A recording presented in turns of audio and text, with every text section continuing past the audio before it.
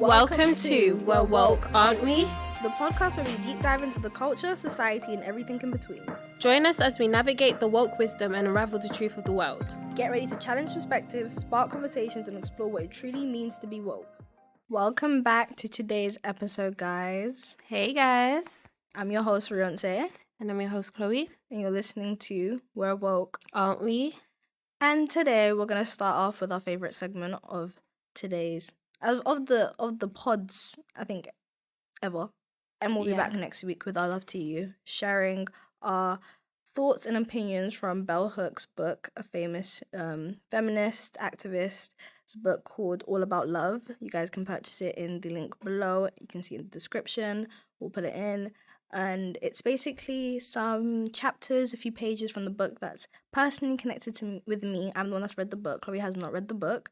But I still want to share it with you guys. I want to share it with you guys because I feel like there's some fruit for thought in this book. There's a lot of very deep chapters that I know will definitely connect with a lot of our listeners, a lot of people listening in today. So today we're going to be reading a chapter, Greed, Simply Love.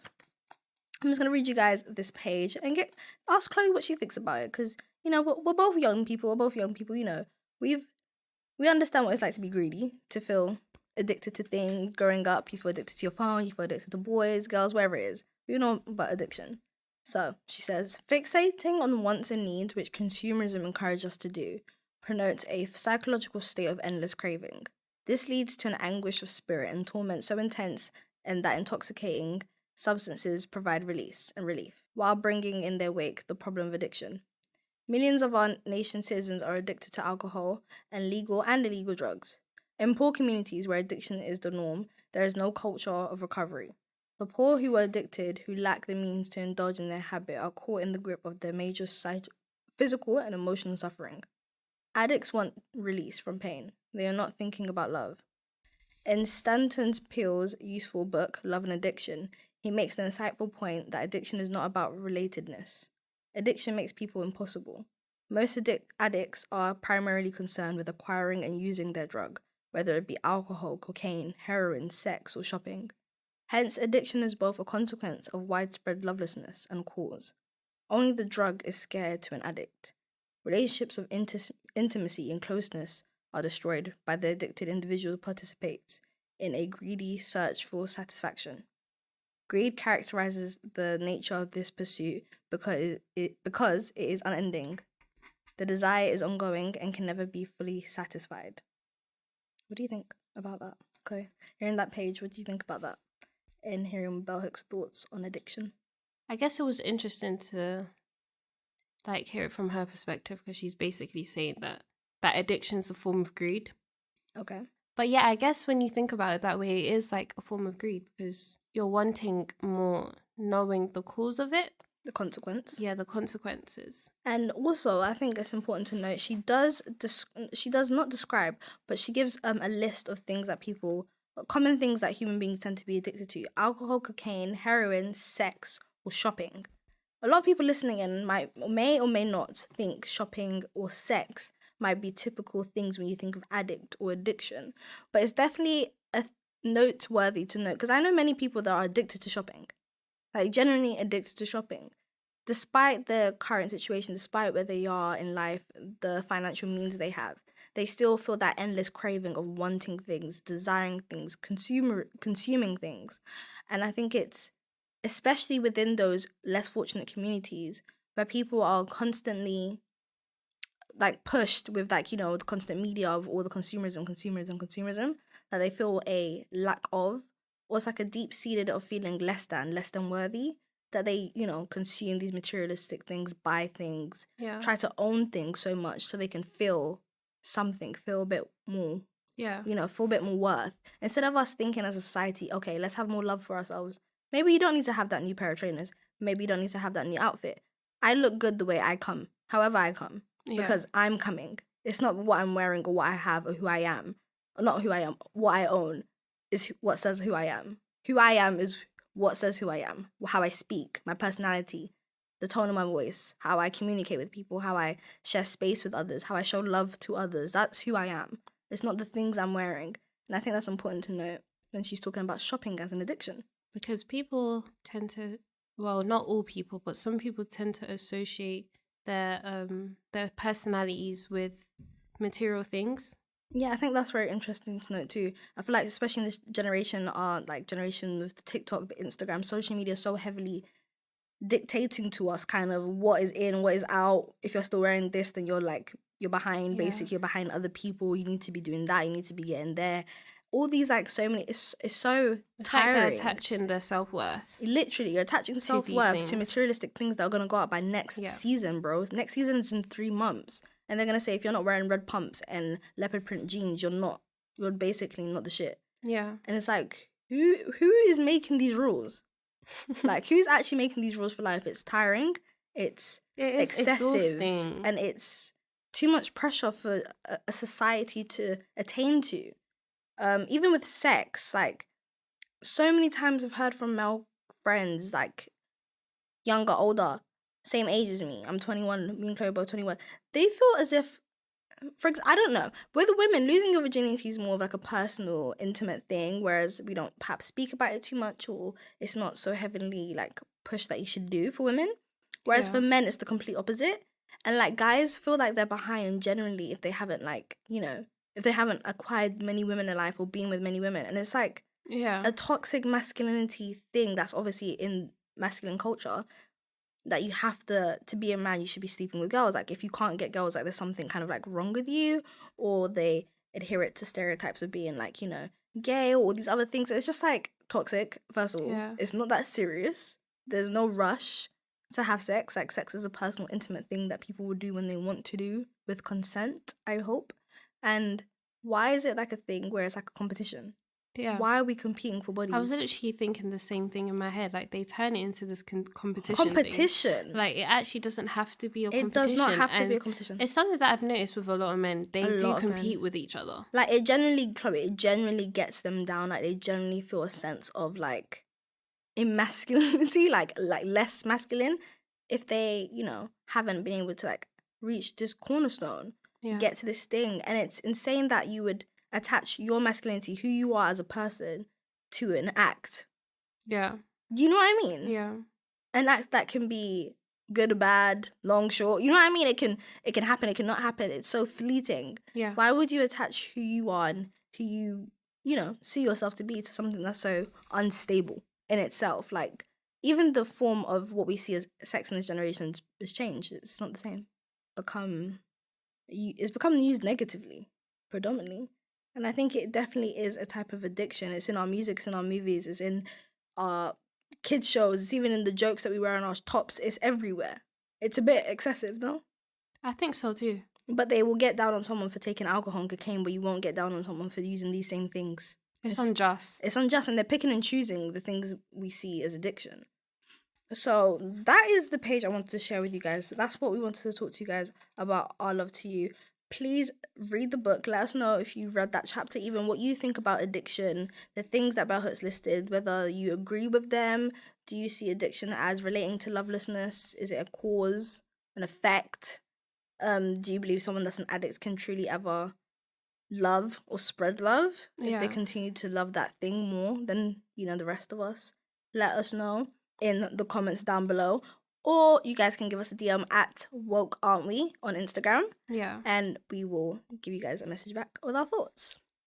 You're listening to We're Woke, aren't we? Stay tuned for more on Staying Woke. I'm your host Rionsay, and I'm your host Chloe. Make sure to keep in touch with us over on Instagram and TikTok at We're Woke, aren't we? Let's move on to the next segment, Chloe. What's the next segment? The next segment is Wellness Wonders. Ooh. And the topic of today is body positivity and self-love.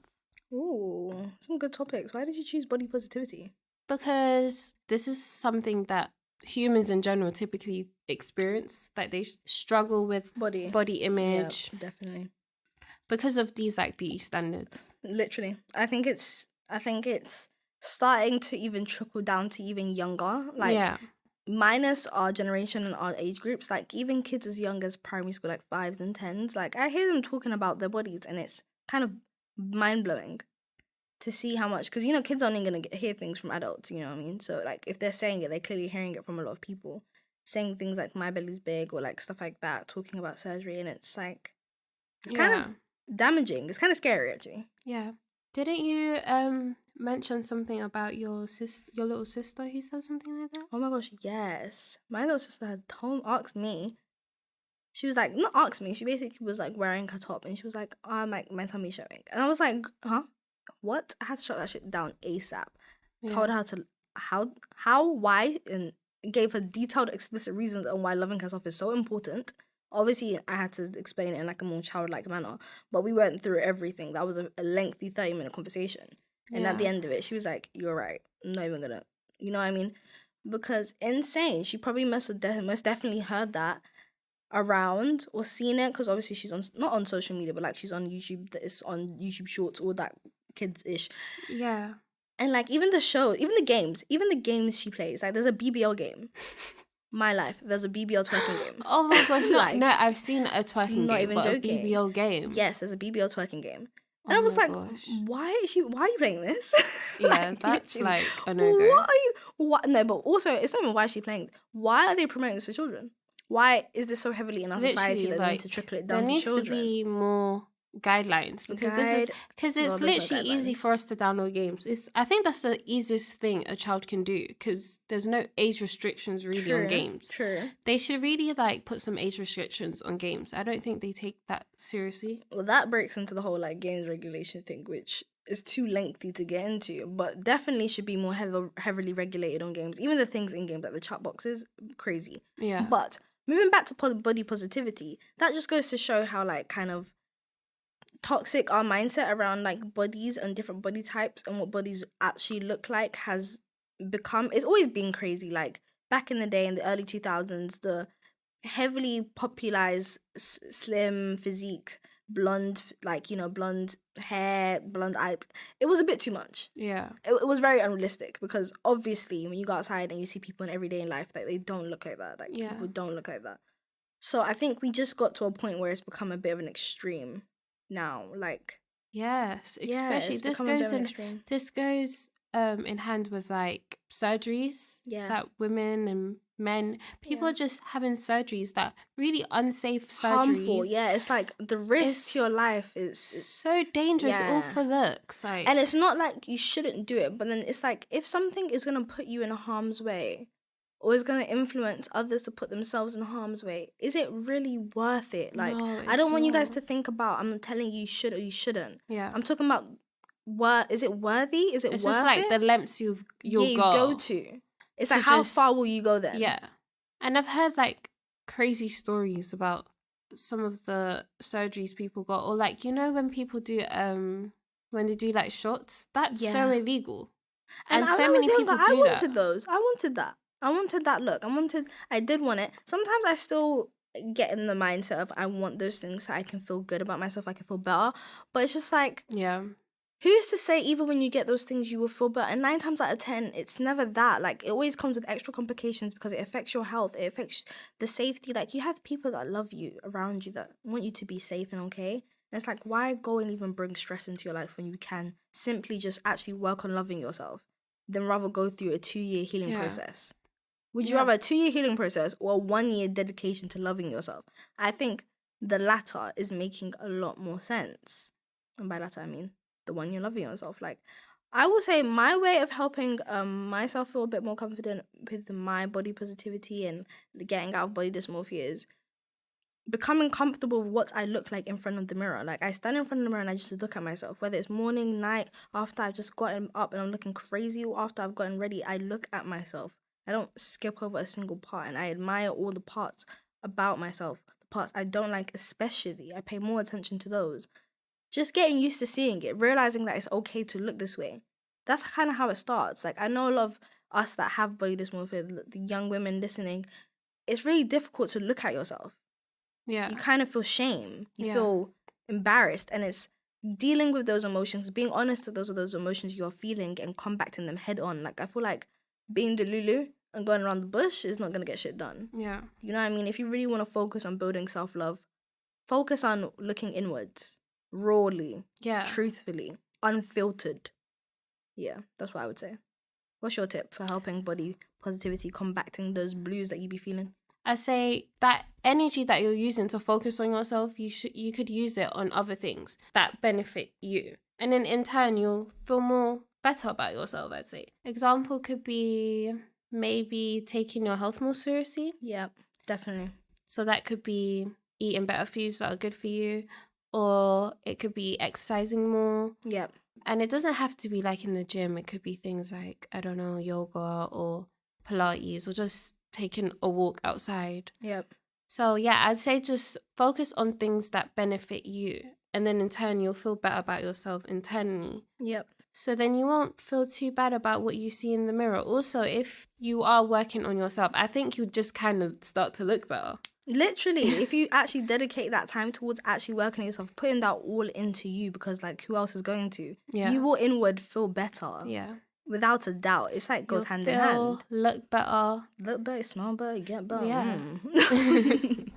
No, lich, like guys, love you a bit more. The other stuff is cute. Like if you have the extra money and if it's truly what you believe it will do, and if it's not going to impact your health, I'm not gonna go sit here and tell you to go and like do reconstruction of certain organs that you know is gonna kill you. Like I'm never gonna tell you to do that because like come on now, let's all be smart here. Do you know what I mean? That money could go towards helping a lot more people than you think, rather than spending it to possibly be murked. Do you know what I mean? Like, let's just not do that. Let's not put ourselves in unsafe situations. Let's promote healthy ways to combat definitely issues if you are going to do something of that sort, do your research. Ensure that where you're going to, that you'll be safe. Okay, make sure someone can go with you, if anything, someone that you know and trust. Yeah. If you're going to do it, don't be like half-assed with it, you know? Exactly. Make sure you're going into good care. Going into great care. Like, make sure you've seen, maybe if you can hear testimonials, like, from other people, how their healing journey's been. If you're going to do it the safest way. Yeah, and make sure you're certain. If you have self-doubts, I don't think you should get that surgery. But if you are going the natural route and if you are going the unnatural, either way, both is okay. The main thing we want to get out here, the main message we want to get to you guys is to do it in the most safely and most beneficial way to you, basically. Yeah. That doesn't impact you. That doesn't impact you negatively. That's never, ever what any of us want. And do what works for you. What works for you, definitely. Whatever you decide to do, that's your choice, basically. And do it confidently. Yeah. Stand on what you said. Stand on business. Okay. You're listening to We're Woke, aren't we? Stay tuned for more on Staying Woke. I'm your host, Rionsay. And I'm your host, Chloe. Make sure to keep in touch with us over on Instagram and TikTok at We're Woke, aren't we? Next segment we're moving into, guys, music and mental health. Something new, something we have not spoke about on the pod as of yet, but we're throwing it in there. We want you guys to get in the comments down below, firstly, and put in the song when we say music and mental health. Like, what is the first song that comes to mind? Like, yeah, this is my song that gets me through. This is that song that I had when I was down bad and it was pushing me up. Like, put it in the comments. We wanna what do you guys listen to? And the main reason I chose this segment for us to talk about was I was actually thinking about you, Rionsay. Me? Yeah, I was thinking about you, and I was thinking how many times you've spoken about how music's helped you. And there was a specific artist that you always talk about till this day, and you always listen to. I already know who you're talking about. I do. I think everyone that knows me knows who she's about to say. Would you like to do the honors? Yeah. So, the artist. The only artist. The only artist. that Rionsay listens to get her through hard times. That I recommend everybody listening to get you through times. Get you through any times. Yeah. He's a multifaceted person. He is a he. He is he. Yeah. And his name is Frank Ocean. Frank Ocean. Can we give a round of applause for Frank Ocean, guys, and the team? Thank you. Frank Ocean has been my rock in hard times. Before, I was not a music and, like, let's just say music for helping me get through my mental struggles person. Like, if I was down bad, like if I was angry, if I was upset, I was listening to very, let's say, music that was only making me feel even more angry. Yeah. It wasn't like de-stressing me or calming me down. Until I learned of the art of using music to benefit me. Yeah. Not me, like, you know what I mean? So when I'm feeling down, I need some, like, maybe spiritual healings, or I just need to feel more connected to, like, a spirit, more connected to a divine. I listen to specific gospel. If I'm feeling any type of emotion, really, I can always listen to Frank Ocean. 2 songs that specifically stick out to me when I was, like, really going through it. is Frank Ocean Provider.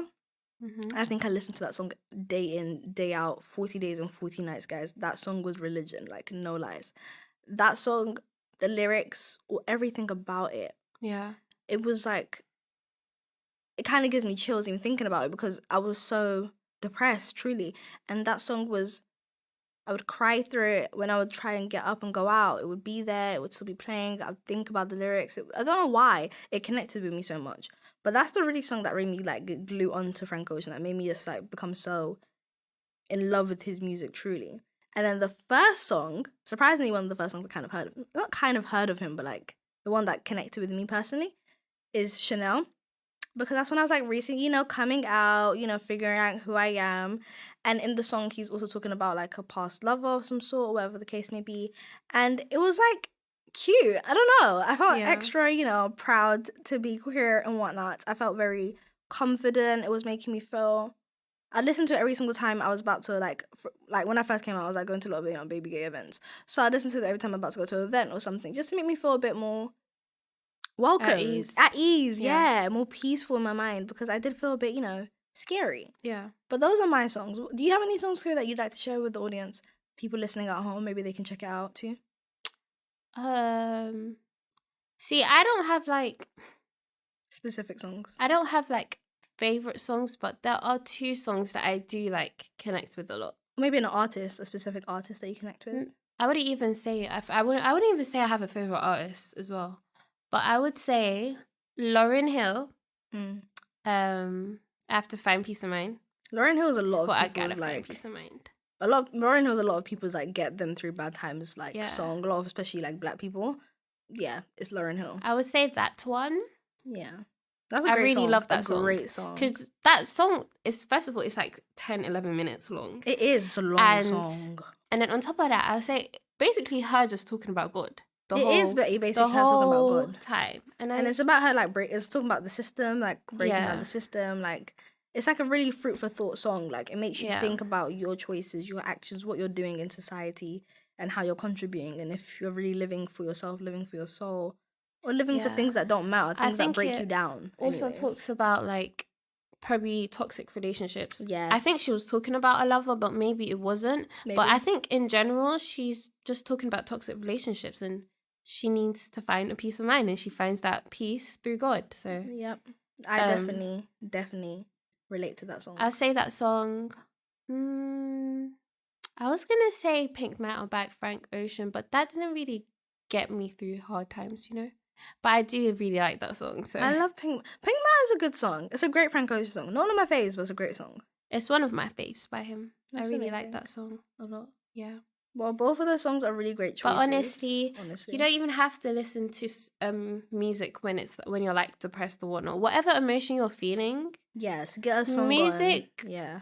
It's a universal thing for all your emotions. It's a great way to just feel joy. Yeah, whenever you're happy. Whatever emotion you need to feel. Yeah. You can find a song that suits your emotion. Yeah, I agree. So yeah, just let us know what you guys listen to. Why you listen to it, when the first time you listened to it and it touched you. Like, I want to know. Drop us a comment, DM us, whatever you feel comfortable with. But let us know you guys' songs. Period. Okay, now we're going to touch some recap points of today's takeaways.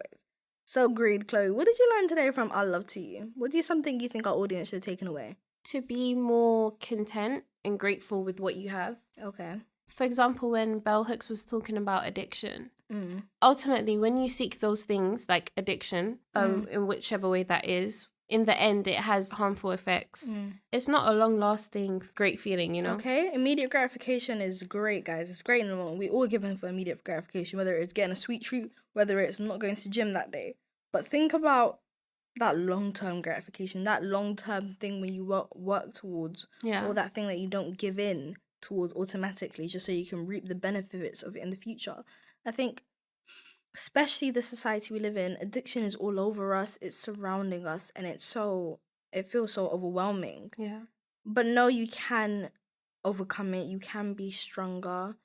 Also, to not look at people that are going through addiction or are facing addiction with a negative lens, judgmental lenses, like, Give everyone a benefit of doubt, you know what I mean? Understanding. We're all human, we're all not here. Jump to conclusions. Exactly. I think that's what we tend to do. Exactly. There's always a cause and effect. That's why I always say there's always a cause and effect, truly. No matter what anybody does, how bad, good, whatever it is, there's always a cause and effect. And be mindful that you do not know it. So it's not your place to speak on it. Yeah. So don't be that person, basically. From Wellness Wonders, what do you want our beautiful audience to take away from today listening about body positivity? Find ways to feel good about yourself.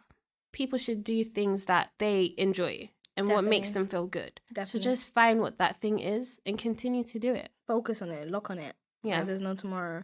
If you're struggling with body positivity, I'm telling you guys, look in the mirror. Get used to seeing your body in its natural state, naked, clothed. Get used to wearing things that maybe you're not comfortable with and questioning why you even didn't feel comfortable with it in the first place. Was it because I truly don't like this item?